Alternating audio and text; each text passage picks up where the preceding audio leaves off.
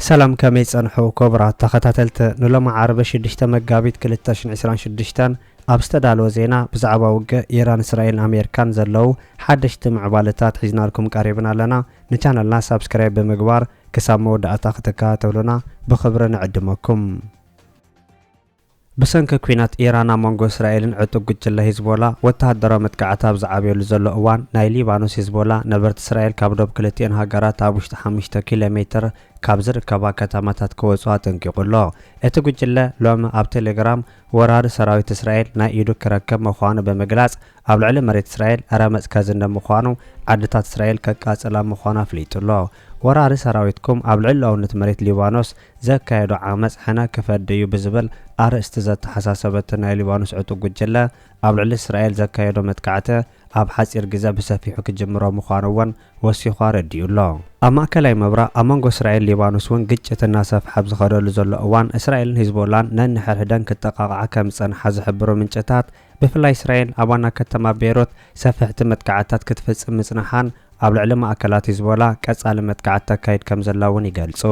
እስራኤል በፍላይ ኣብቲ ዕርዲ ሂዝቦላ ምዃኑ ዝገለጸቶ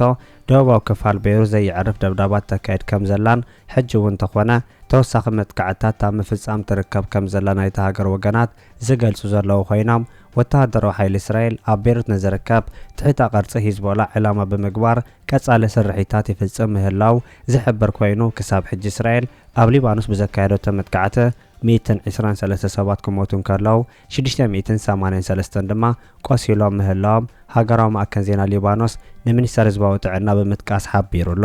እስራኤል ካብ ኢራን ልዓለ ኣብ ሊባኖስ ተካይዶ ዘላ መጥቃዕትታት ከም ዛይድ ዝሕብሩ ምንጭታት እቲ ሃገር ኣብ ደቡባዊ ክፋል ከተማ ቤይሩት ነበርቲ ብህፁፅ ክወፁ እውን ዝሕብሩ ዘለዉ ኮይኖም ኣብቲ ከባቢ ሰፊሕን ዓናዊ መጥቃዕቲ ክፍጽሙ ምዃኖም ኣነጺሮም ኣለዉ ነበርቲ ናይታ ከተማ ህይወቶም ንምድሓን ነብሰይ ኣውፅኒሎም ይሃድሙ ከም ዘለዉ እታ ከተማ ካብ ናይ ዝሓለፈ ዓመት ብዝኸፍአ መልክዑ ናይ ኩናት ማእኸል ትኸውን ከም ዘለወን ናይ ዓይኒ መሰኻኽር ካብታ ከተማ ይገልጹ ኣብ ሎማ ኣብ ዘውግሕ ለይቲ እውን ደቡባዊ ክፋል ቤይሩት ክናወፅ ዝጀመረ ኮይኑ እቲ መጥቃዕትታት ቀፂሉ ከም ዘሎን ነበርትን ነብሶም ከድሕኑ ኣብ ዝኾነ ቦታ ክሕብኡ እውን ይፍትኑ ከም ዘለው ይገልጹ ደቡባዊ ከባቢታት ቤይሩት ኣብ 2024 እውን አንጻር ብኢራን ዝድገፍ ሚሊሻ ሂዝቦላ ኣብ ዘካየደቶ ናይ 66 መዓልታት ኩናት ከቢድ መጥቃዕቲ ዝወረደ ኮይኑ ናይ ሽዑ በሰላ ከም ዘለዎን ሓድሽ መጥቃዕቲ ነበርቲ ናይ ተኸባበ ከባህሮም ከም ዝኽእል እውን ይግለጽ ሓይልታት እስራኤል ነበርቲ ካብ ከባቢ ደቡብ ቤይሩት ክወፁ ትእዛዝ ድሕሪ ምሃቦም ዝተዋሃበ ትእዛዝ ንፍርቂ ሚልዮን ሰባት ዝምልከት ብምዃኑ ኣብ ሓደ ረፍዲ ክወፁ ዝኽእል ከም ዘይኮነን ቤት ንብረቶም ገዲፎም ናበይ ክስደዱ ከም ዝኽእሉ እቶም ነበርቲ ዝፈልጥዎ ከም ዘይብሎምን ናይ ቤይሩት ዜናታት ይገልጹ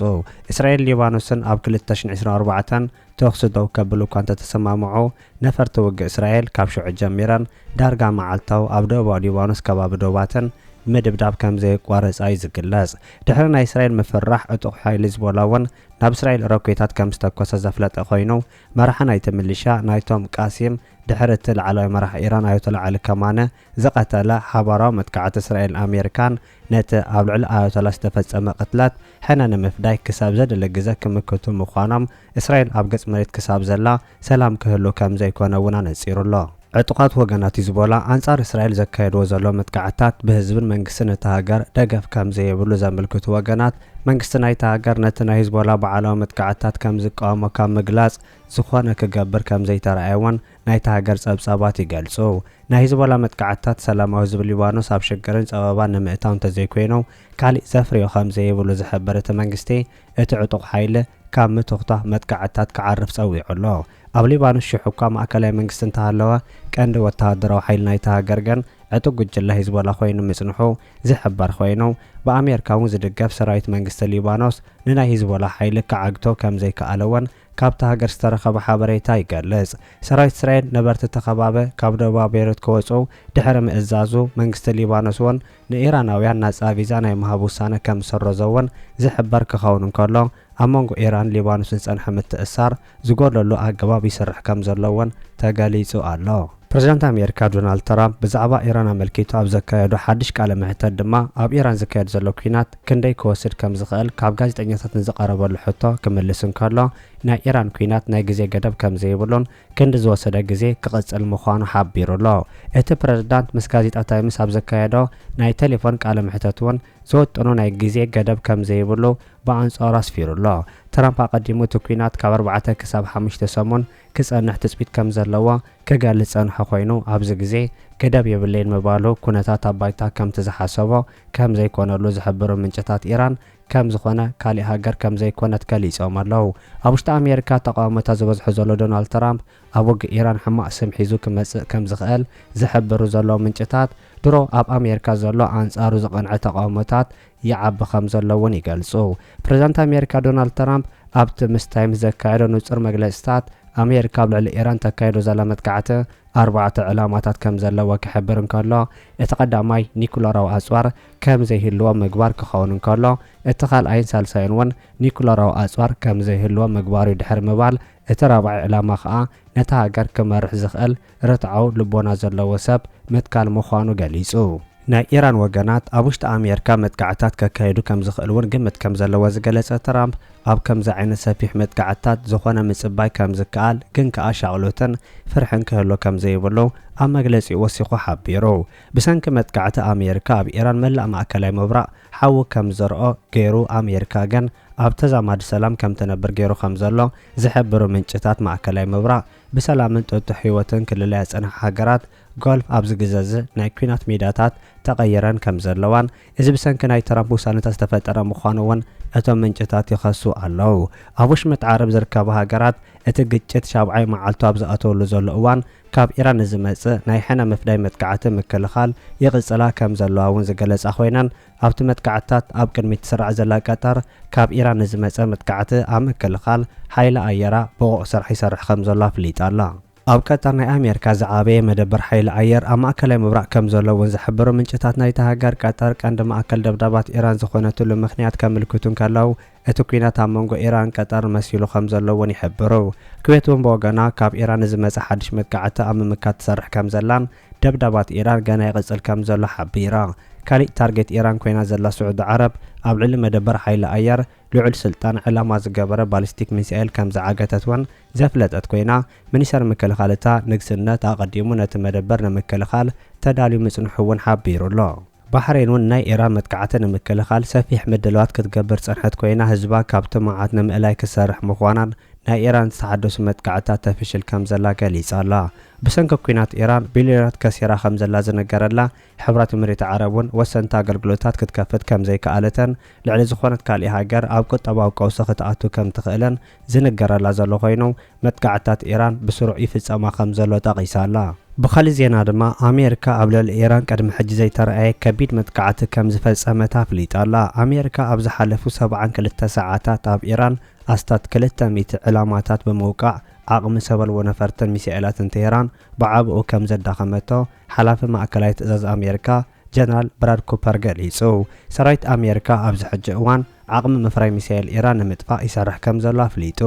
እቲ ዋና ኣዛዚ ኣሜሪካ ኣብ ልዕሊ መወንጨፊ ሚሳኤላት ኢራን ትሕቲ ቅርጽን ዘካየዶ ዘሎ ወተሃደራዊ ፍረ ምልኪቱ መግለጺ ዝሃበ ኮይኑ ኣብ ዝሓለፈ 72 ሰዓታት ጥራይ ነፈርቲ ቦምባ ኣሜሪካ ናብ ኢራን ኣዕሚቖም ብምእታው ኣስታት 200 ዕላማታት ወቂዐን ኣለዋ ኢሉ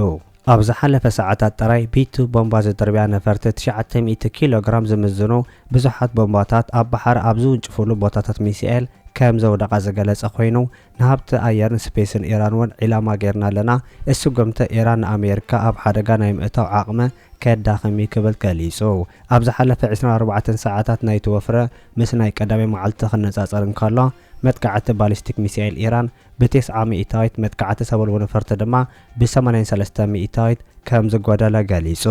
ካብቲ ቦታ ዝወጹ ጸብጻባት ከም ዝሕብርዎ ድማ ካብ ሐሙስ ምሸት ጀሚሩ ኣብ ዝሓለፈ ሂደት መዓልትታት ኣብ ዝተፈላለዩ ከባቢታት ኢራን ርእሰ ከተማ ቴህራን ከቢድ መጥቃዕቲ ይፍጸም ከም ዘሎ ዝተገለጸ ኮይኑ ንመደበር ዜና ቢቢሲ ነበርቲ ዝሃብዎ መግለጺ ድማ ገዛና ኣብ ነፍሲ ወከፍ 5 ደቓይቕ ይንቅጥቀጥ ኣሎ ኢሎም ካልእ ነባሪ ድማ እቲ ኩነታት ኣዝዩ ዘስካክሒ ነይሩ ኣዝዮም ይሃርሙ ስለ ዝነበሩ ኩሉ መሳኹቲ ይንቅጥቀጥ ነይሩ ክብል ተዛሪቡ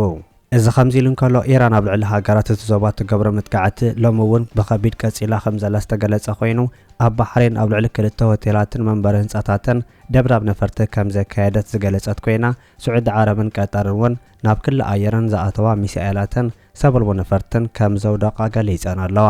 بخالي زينا دما وتهدروا حيل إسرائيل أنصار إيران زجبروا زلمة متكعت نابز قصة المعراف كم زعته وجاليس وحيلتات مكل خالي إسرائيل أنصار إيران زكايروا زلوا وفرة نابز قصة المعراف يسجاجر كم زلون نزيادة مفرس سرعة إيران وتهدروا عقمتات نقدمت كم زدف أجاليسو حلاف سراء إسرائيل ليترال جنرال آيال زامير أمريكان إسرائيل بمتكعت بيلان إيران باستراتيجيكو أجواب يدخموا على بمبال نابتر أيزيف للدرجة كم استداخمت جاليسو إسرائيل نزحلف شدشتا معلتات إيران بزي مكوراس كتتكع كم صنحت بمحبار اتوافر بتزحاسبنا نهاره يقصلا لا إلو اتوانا عزازي أبزهابو مجلسي اتنا أير عبلالنتنا تتقيمنا ناي باليستيك ميسيال مدبروم زداخملو معراف هاندبتا متكعت مسوسدنا حجي نابزغص المعراف ناي توافر كنساقاقارينا كبل تزاريبو اللو أبت معراف الزن سرعة إيران وتهدرو عقمو بزيادة خنا فرسينا أبز اوان زي قلصو توساخة قلتو سقمتات أمس أخن وسيدنا قبل صحيفو بخالي زينا دما منيسر مكلخال أمريكا قبل على إيران زفز أمزلو متكعتنا وساخة خمز خيدات انكيقو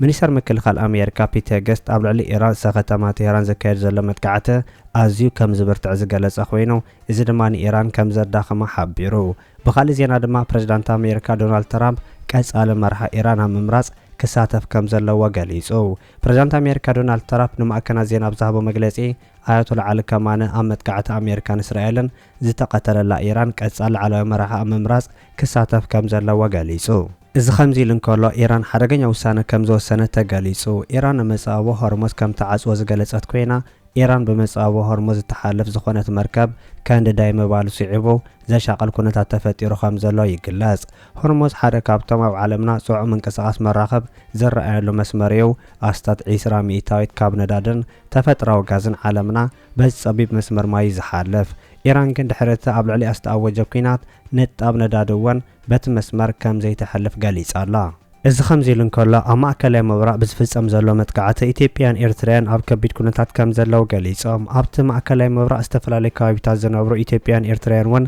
قدايت متقعتي خونو خمزلو استقالت أخوينو بفلاي أب ليبانس بسنك استخاير دبداب قال إثيوبيان إيرتريان هيوتهم كحلفن كارلو أب حبرات مريت عرب دما بسنك زورده سبربار ميسائلات إيرتريان إثيوبيان زركبوهم سبات موقدعته كم زوردهم تقاليس الله أب ليبانس بفلاي أب كاب الجنود قدم خلتا معالت استخاير برتوع دبداب ميسائلات بزوحة زيقاتات هيوتهم نمدحان كامن بريام كسددو كم زقددهم حانت كابتبوتا زهاد مزيقا نمدبر زينا بي بي سي زقلصات كوينا كونتات زوبا كاب غزينا اب غزينا غرداي زخايد زلو اب كباب الجنود برتوع دبداب ميسائلات تخايدو بمبال بسنكت زي تحسب متقعته اب تخباب زنبرو إثيوبيان إيرتراويان هيوتهم نمدحان كابتبوتا كوز وكم استقددو غاليصا أب قطر زلو كونتات بزملكات دما حادث سموخ قلا زي دلي إيرتراويان بي بي سي أبزهابو مقلسي كل منقستاو تكالاتن أبيت تمرتن تعاصيهم كم زركاون ناشتو القاو نقدتات يسرحو كوانتهالو أب قرنة زرق من كسقاس زبقن أزوي وصل مخوانو قاليسو تكال سدتنياتات حورات هاقرات UNHCR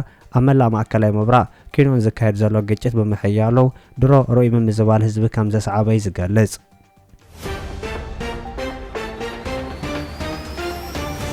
كبرات تخطاتلته نلوم استدالو زينا نزي مسل أبزغ تسألو زفنو زيناتات بقدامنت كبس حكم سابسكرايب زي قبركم سابسكرايب نخد قبرو بخبرنا عدمكم